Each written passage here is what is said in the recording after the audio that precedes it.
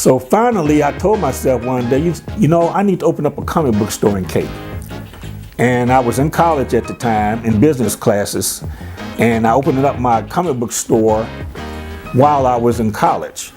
And immediately it took off. This was about November 1987 when I opened the comic book store up, and I couldn't believe how big it got.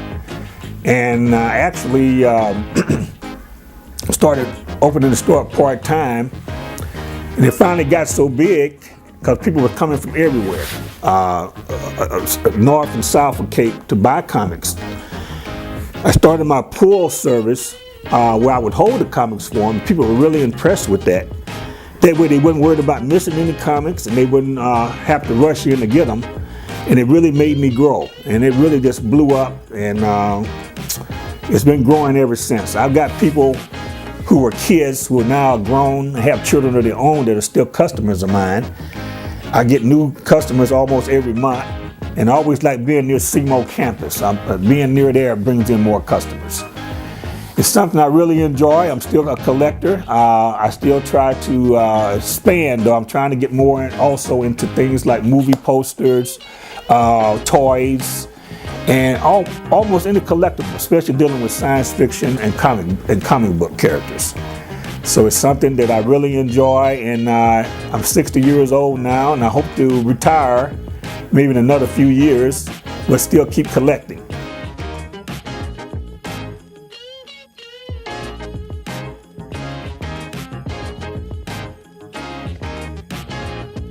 But there's definitely 2 or 3 guys who are really wanting to buy the store. They just need to give me a couple more years. They can have it. But I also enjoy eBay. I do a lot of eBay. It's something that I find a lot of stuff to resell, and I always take people's want lists. People bring in want lists every day, and I have contacts with other dealers across the country, especially in St. Louis, and we help each other out. We help each other find stuff. People bring stuff in to sell almost every day. A lot of times it's not the best stuff, but every now and then I get a really good collection. I got a collection a couple of months ago that was really amazing. I got books as early as Fantastic Four #2, #5 with the first appearance of Dr. Doom, the first appearance of the Skulls, and those really were profitable. So that's the stuff I really look for. Then I get people calling me from other parts of the country looking for books. So I make sales through the mail also. Yeah, it's been pretty profitable.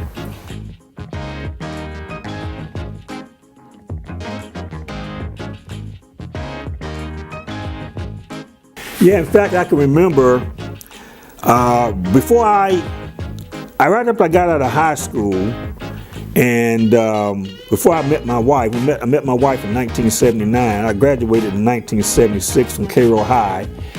I was in carpentry. I was in the Carpenters Union in Cairo. And the bottom fell out of construction back in the late 70s. It got bad, especially in the Midwest. In fact, some of the fellow carpenters were traveling to Texas and places to make a living, but I didn't want to do that. So I remember selling part of my collection to make ends meet. And it was a good investment where I made a nice profit and took care of some bills that way. But I've been lucky, it hasn't happened very often.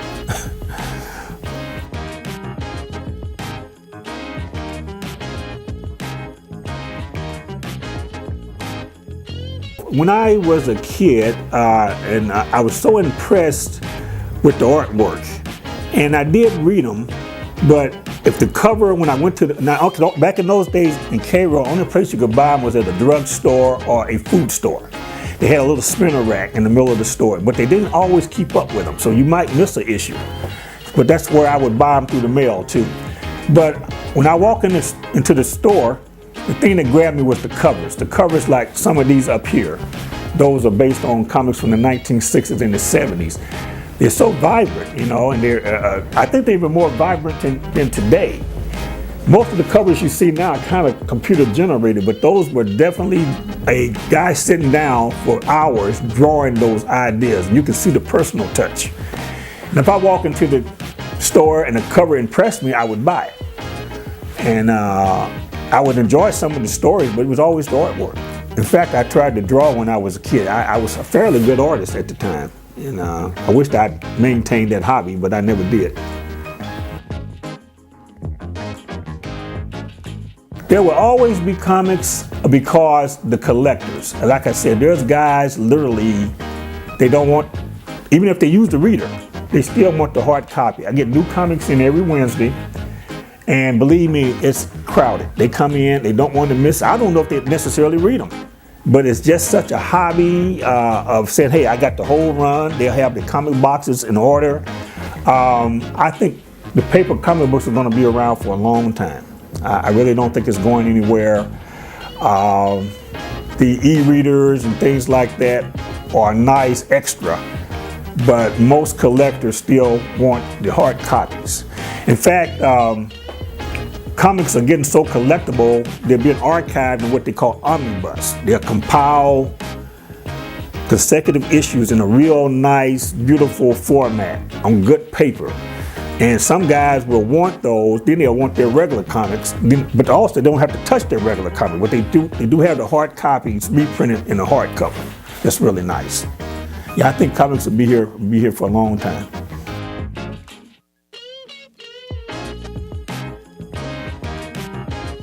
Well, my name is Andrew Johnson. I just turned 60 years old, October 17. I've been collecting 50 years.